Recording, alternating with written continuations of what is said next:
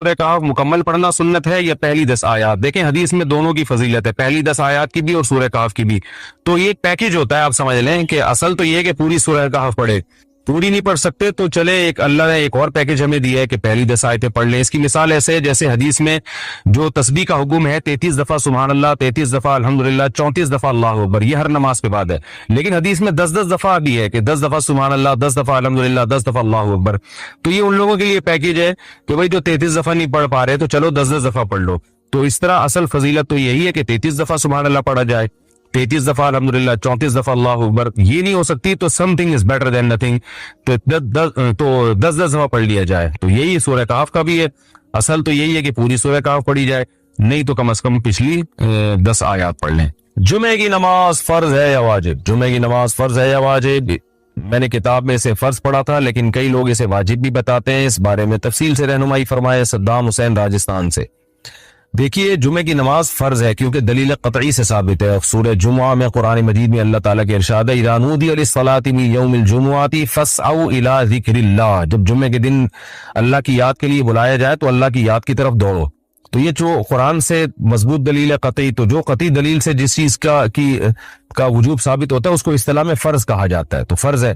رہا یہ مسئلہ کہ بعض فقہاء نے واجب لکھا ہے، تو وہ اس لیے کہ یہ فرض اور واجب جو اصطلاحات ہیں، واجب کہتے ہیں جو دلیل ظنی سے ثابت ہو، قطعی سے نہ ہو، یعنی یقینی، بہت زیادہ یقینی دلیل نہ ہو، اور فرض کہتے ہیں جو ایسی پکی ڈھکی دلیل سے ثابت ہو جس کا انکار ممکن نہ ہو۔ تو لیکن یہ ایک دوسرے کے معنی میں بھی استعمال ہوتے ہیں، بعض دفعہ فرض کو واجب کہہ دیا جاتا ہے، بعض دفعہ واجب کو فرض کہہ دیا جاتا ہے، تو بعض فقہاء نے فرض کو واجب کہہ دیا، بعض نے واجب کو فرض کہہ دیا، لیکن اگر اصطلاحات میں جائیں گے تو پھر فرض کہا جائے گا جمعے کی نماز کو۔ گاؤں کی مسجد میں جمعہ ادا کرنا، میں جس گاؤں میں رہتا ہوں وہاں مسجد ہے لیکن امام نہیں ہے، اذان 5 وقت کی ہوتی ہے، امام نہ ہونے کی وجہ سے یا با جماعت نماز نہیں ہوتی، ہر کوئی اپنی مرضی سے نماز پڑھتا ہے، وہاں صرف جمعے میں ایک مولوی صاحب نماز پڑھانے آتے ہیں، تو کیا وہاں جمعہ کی نماز ہو جائے گی یا نہیں؟ اور جمعہ پڑھنے جانا ہوگا جہاں 5 وقت کی با جماعت نماز ہوتی ہو؟ امداد علی نواب شاہ سے۔ دیکھیں گاؤں میں جمعہ نبی صلی اللہ علیہ وسلم سے ثابت نہیں ہے، جب نبی صلی اللہ علیہ وسلم مدینہ میں جمعہ پڑھاتے تھے تو گاؤں کے لوگ باری باری آیا کرتے تھے، ہمیں کہیں بھی نہیں ملتا کسی صحیح روایت سے کہ نبی صلی اللہ علیہ وسلم کے دور میں گاؤں یا دیہات میں جمعہ یا عید کی نماز ہوئی ہو۔ حضرت علی کا مشہور قول ہے کہ لا جمعۃ ولا تشریق الا فی مصر جامع، کہ جمعہ اور تشریق جو ہے یہ صرف شہر میں ہی ہوگی۔ تو اس لیے جو چاروں ائمہ اس بارے میں متفق ہیں وہ یہ ہیں کہ جمعے کی نماز کے لیے ہر امام کے نزدیک کچھ نہ کچھ شرط ہے، کسی نے کہا کہ 40 افراد کی شرط، کسی نے کہا کہ بڑی بستی ہونی چاہیے۔ تو جو ہمارے نزدیک راجح قول ہے، جو قرآن و سنت سے ثابت شدہ قول ہے، یعنی نبی صلی اللہ علیہ وسلم کے دور میں کہیں بھی ہمیں یہ ملتا نہیں ہے کہ جمعے میں جو بالکل گاؤں میں جمعہ کی نماز پڑھائی گئی ہو۔ تو اگر جمعے کی نماز گاؤں دیہاتوں میں جائز ہوتی تو نبی صلی اللہ علیہ وسلم کے دور میں مدینہ کے گرد جو چھوٹی چھوٹی بستیاں تھیں وہاں جمعے کی نماز ہوتی کسی گاؤں میں۔ تو اس لیے شہر ہو یا قصبہ کبیرہ، بہت بڑا قصبہ ہو جو شہر جیسا ہوتا ہے۔ اچھا شہر کی ڈیفینیشن کیا ہے؟ عرف میں جس کو شہر سمجھا جائے، تو یعنی جس میں 2 رویا دکانیں ہوں، ہسپتال ہوں، تھانہ ہو، یہ تمام جو شہر کے لوازمات ہیں وہ جس جگہ پہ پائے جائیں گے اس کو شہر کہا جائے گا۔ جس جگہ یہ نہیں ہوں گے، وہ جو دور دراز علاقوں میں چند لوگوں کا ایک جتھا رہتا ہے، اس کو شہر نہیں کہتے۔ تو یہ عرف سے چینج بھی ہو سکتا ہے۔ تو اس لیے اگر آپ جس علاقے میں رہتے ہیں وہ واقعی گاؤں ہیں، قصبہ کبیرہ بھی نہیں ہے، بڑی بستی بھی نہیں ہے اور شہر بھی نہیں ہے، تو پھر جمعے کی نماز وہاں پر درست نہیں ہے۔ ہوتا ہے سورہ کہف میں بہت سارے واقعات بیان ہوئے، اصحاب کہف کا واقعہ سب سے پہلے بیان ہوا کہ انہوں نے کیسی اللہ کے لیے قربانی دی، پھر اللہ تعالیٰ نے خضر علیہ السلام کا واقعہ بیان کیا، ذوالقرنین کا واقعہ بیان کیا، یہ سارے نیک بندوں کے واقعات تھے۔ اب ایک خلاصہ بیان کیا جا رہا ہے کہ ان سب کا حاصل کیا ہے کہ اچھا عمل کرو اور برائی سے بچو، اور اس میں سب سے بڑی رکاوٹ تھی مشرکین کے غلط عقیدے، وہ اچھے عمل کو شرک کو اچھا عمل سمجھتے تھے، تو اس کی نفی کی گئی ہے کہ اچھا عمل وہ ہے جس کو اللہ اچھا کہے۔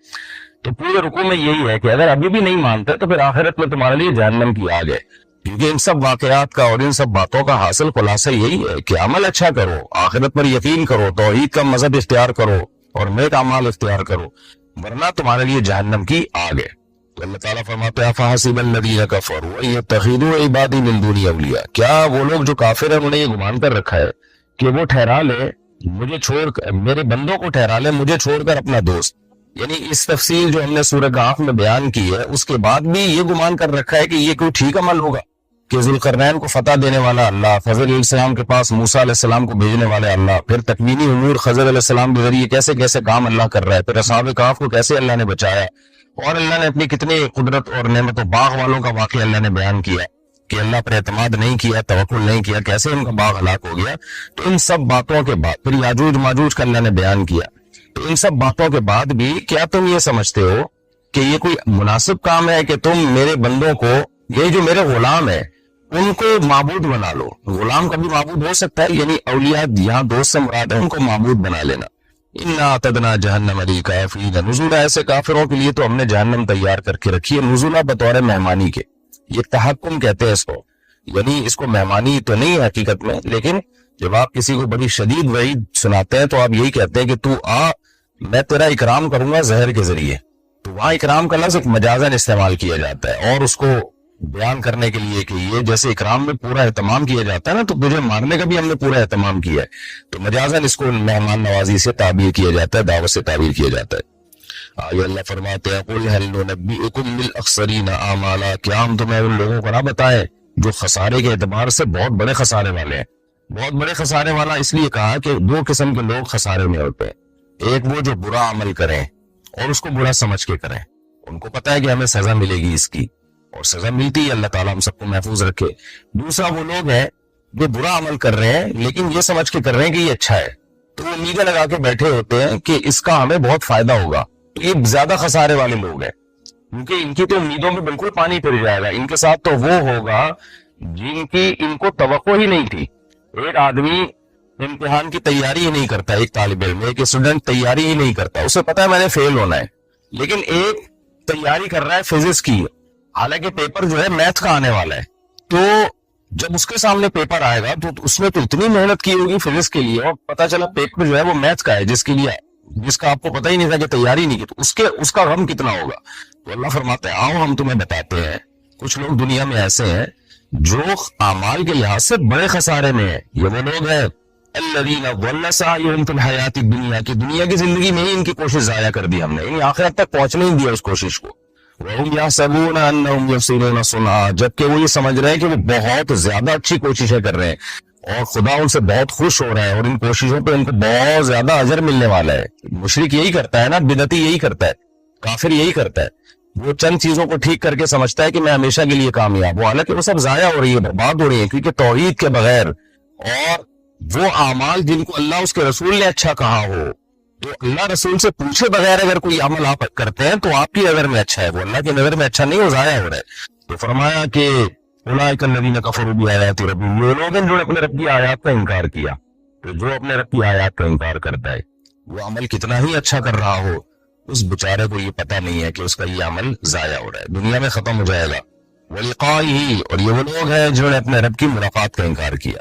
کسی کا اگر یہ عقیدہ نہیں ہے کہ قیامت قائم ہوگی، مجھے میرے اعمال کا حساب و کتاب دینا پڑے گا، تو قرآن سے پتہ چلتا ہے وہ کتنا ہی اچھا عمل کر لے، ساری انسانیت کو کھلائے، خدمت کرے اور دنیا کو امن سے بھر دے، لیکن اللہ کہتا ہے کہ میری نظر میں اس کے عمل کی کوئی ویلیو نہیں ہے، کیونکہ اس نے میری باتوں پہ یقین نہیں کیا، اس کو اہمیت ہی نہیں دی. جیسا کہ آگے اس کی اور ڈیٹیل آ رہی ہے. وَحَبِطَتْ أَعْمَالُهُمْ، اللہ فرماتے ہیں ان کے اعمال برباد ہو گئے. فَلَا نُقِيمُ لَهُمْ يَوْمَ الْقِيَامَةِ وَزْنًا، ہم قیامت کے دن ان کے عمل کے لیے وزن نہیں قائم کریں گے. وزن کا مطلب اس کو وزن دیں گے ہی نہیں، اس کو ویلیو نہیں دیں گے. تو عمل تو ہوگا ان کے پاس، کیونکہ آخرت میں تو سب کچھ سامنے آئے گا، اچھا عمل بھی برا عمل بھی، لیکن اس کے عمل کو وزن نہیں، کیونکہ وزن کے لیے ضروری ہے ایمان اور اخلاص. ایک آدمی ریاکاری کے ساتھ بہت اچھا عمل کرتا ہے، کروڑوں انسانوں کو کھانا کھلاتا ہے، بھوکوں کو زندگی دیتا ہے، لیکن اس کا مقصد اللہ کی رضا نہیں ہے، تو عمل کی کوالٹی کے لحاظ سے تو بہت، کوانٹٹی کے لحاظ سے تو بہت ہے، کوالٹی کے لحاظ سے اس میں وہ زیرو ہے. لیکن ایک آدمی آدھی کھجور دیتا ہے، نیت اللہ کو راضی کرنا ہے، تو اس آدھی کھجور کے صدقے میں بھی اللہ تعالیٰ بہت وزن ڈال دیں گے. تو اخلاص سے اور ایمان، ان دو چیزوں سے عمل میں وزن پیدا ہوتا ہے. تو اللہ کہتا ہے ان کے عمل کو قیامت کے دن وزن نہیں دیں گے. ذالک جزاؤہم جہنم، اور یہ ان کی جزا جہنم ہے. ان کو بتا کے دکھا کے کہا جائے گا بما کفروا، اس لیے کہ تم نے بہت بڑا جرم کیا تھا، تم نے خدا کا انکار کیا تھا. اب تم انسانیت کی خدمت کر کے یا لوگوں سے خوش اخلاقی سے پیش آ کے تم سمجھتے ہو کہ اچھا عمل کر رہے ہو، تو ٹھیک ہے اچھا عمل ہے، لیکن اس کے ساتھ ایک بہت برا جرم تو تم نے کیا نا، تو بنانے والے کا تم نے انکار کیا. وَاتَّخَذُوا آیاتی وَرُسُلِی ہُزُوًا، اور میری آیات اور میرے پیغمبروں کو مذاق بنا لیا.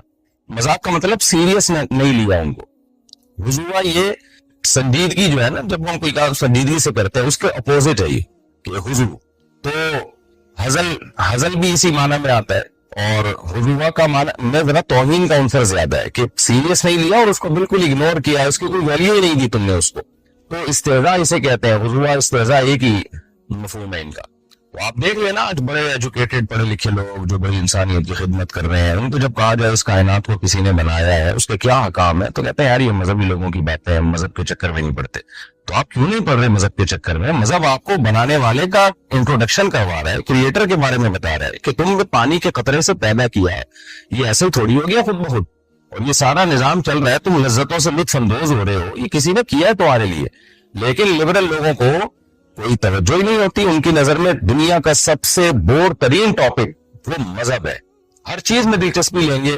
خدا سے ان کو کچھ بیر ہے، نہ خدا کا ذکر سنیں گے، نہ خدا کا ذکر کریں گے. جیسے مشرکین کے بارے میں آتا ہے نا، وَإِذَا ذُكِرَ اللَّهُ وَحْدَهُ اشْمَأَزَّتْ قُلُوبُ الَّذِينَ لَا يُؤْمِنُونَ بِالْآخِرَةِ، کہ مشرکین کے سامنے جب اکیلے خدا کا ذکر کیا جائے نا تو ان کے دل ٹنگ ہونے لگتے ہیں، ایسے ڈپریشن میں جانے لگتے ہیں، یہ بور ہونے لگتے ہیں. یہ تو آج بھی آپ دیکھ لیں جو ہمارا ایجوکیٹڈ طبقہ جو مذہب سے دور ہے اور دولت اللہ نے اس کو دی ہے، وسائل دی ہے، ٹھیک ہے انسانیت کی خدمت کر رہا ہوگا وہ، لیکن جب اس کے سامنے خدا کا تذکرہ کیا جائے تو ان کے دل بھی تنگ ہونے لگتے ہیں، بور ہونے لگتے ہیں وہ کہ کوئی اور ٹاپک چھوڑو، اس سے کیا فائدہ ہمیں.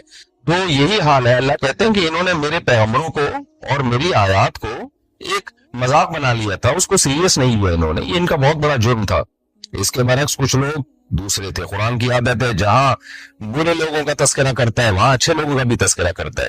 ان الذین آمنوا وعملوا الصالحات، لیکن دوسری طرف وہ لوگ ہیں جو ایمان لائے اور انہوں نے نیک اعمال کیے. کانت لہم جنات الفردوس، ان کے لیے تو فردوس کے باغات ہیں. جنت الفردوس حدیث میں آتا ہے وہ مقام ہے جو اعلیٰ درجے کے جنتیوں کو ملے گا. تو قرآن میں یہاں اعلیٰ درجے کے مومن مراد ہوں گے. تو جو ایمان لائے اور نیک اعمال اختیار کیے تو اللہ تعالیٰ کہتے ہیں ان کے لیے جنت الفردوس ہے، نزلا بطور مہمانی کے. اس آیت سے یہ بھی پتہ چلتا ہے کہ ایمان اور اعمال صالحہ ان کے بغیر کامیابی نہیں ہے. صرف ایمان بھی کافی نہیں اور صرف اعمال صالحہ بھی کافی نہیں. سورہ کہف بھی مشہور صورت ہے جو پڑھی جاتی ہے. نبی صلی اللہ علیہ وسلم نے فرمایا جو سورہ کہف کی جمعے کو تلاوت کرے گا، جمعے کی رات کو بھی کر سکتے ہیں تلاوت، ایک روایت میں جمعے کی رات کا بھی تذکرہ ہے، تو آپ نے فرمایا کہ وہ دجال کے فتنے سے محفوظ رہے گا.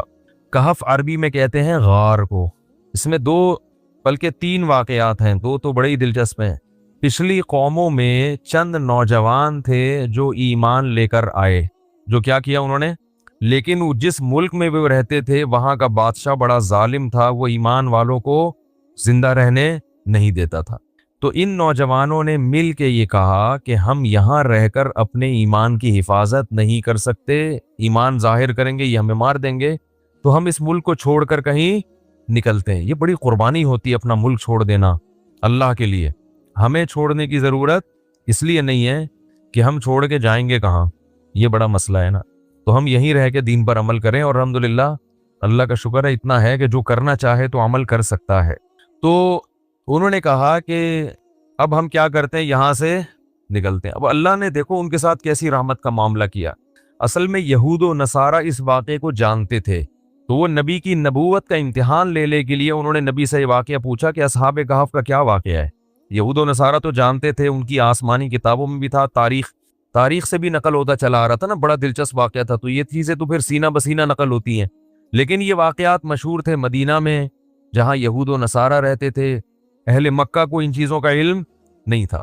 تو انہوں نے نبی کا امتحان لینے کے لیے پوچھا کہ اصحاب کہف کا کیا واقعہ ہے.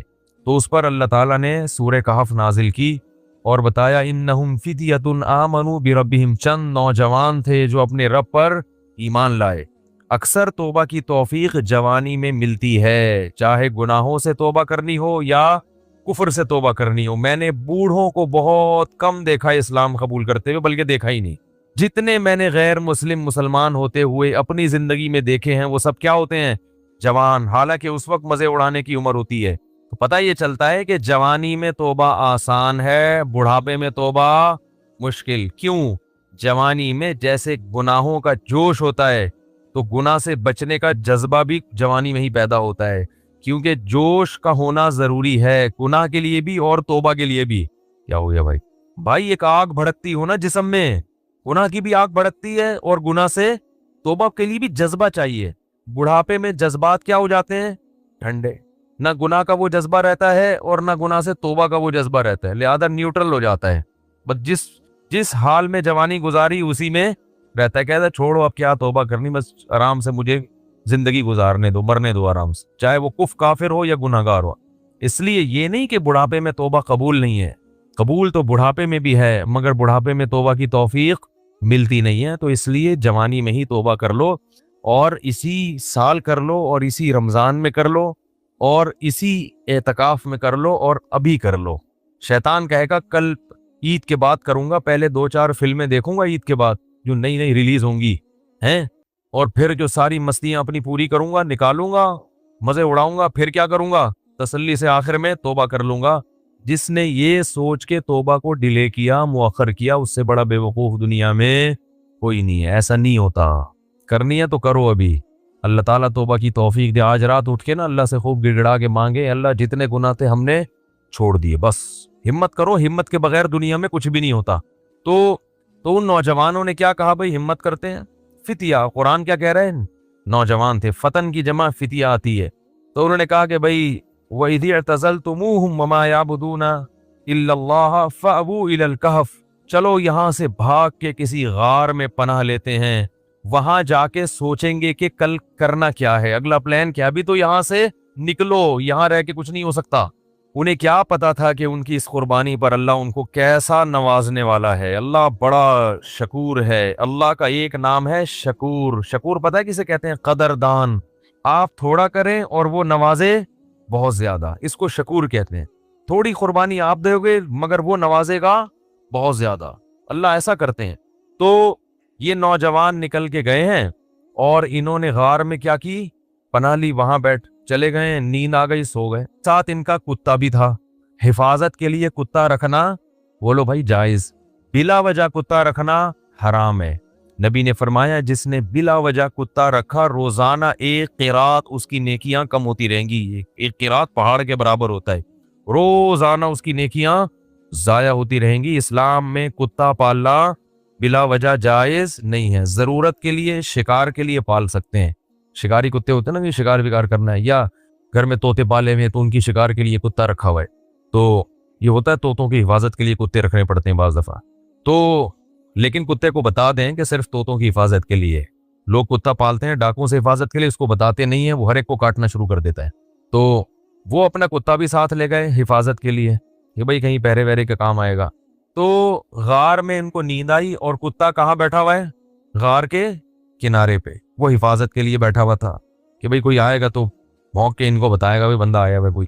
तो अब जो है कुरान कहता है कि हमने उन पे नींद को मुसल्लत कर दिया, सो गए।